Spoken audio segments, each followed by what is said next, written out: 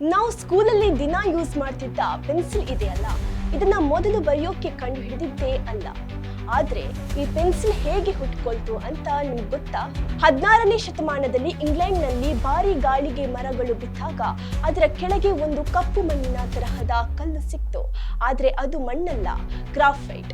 ಅದನ್ನ ಮುಟ್ಟಿದ್ರೆ ಸಾಕು ಕೈಯೆಲ್ಲ ಕಪ್ಪಾಗ್ತಿತ್ತು. ವಿಷಯ ಏನಪ್ಪಾ ಅಂದ್ರೆ, ಆ ಕಾಲದ ಜನ ಅದನ್ನ ಬುಕ್ನಲ್ಲಿ ಬರೆಯೋಕೆ ಬಳಸಲಿಲ್ಲ.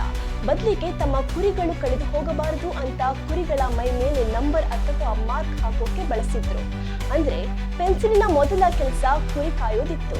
ಆಮೇಲೆ ಕೈ ಕಪ್ಪಾಗಬಾರದು ಅಂತ ಅದಕ್ಕೆ ಮರದ ಕವರಿಂಗ್ ಕೊಟ್ಟು 1795ರಲ್ಲಿ ಇವತ್ತಿನ ಪೆನ್ಸಿಲ್ ರೆಡಿ ಮಾಡ್ತಿದ್ರು.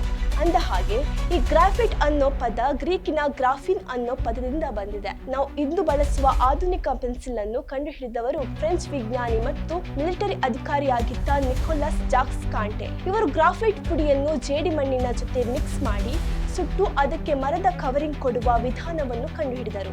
ಇದೇ ಇವತ್ತಿನ ಆಧುನಿಕ ಪೆನ್ಸಿಲ್ ಆಗಿ ಬದಲಾಗಿದೆ. ಇದಾಗಿತ್ತು ಫೋಕಸ್ ಟಿವಿ ಡಿಜಿಟಲ್ ಕಂಟೆಂಟ್. ನಾನು ಶರ್ಮಿಳಾ.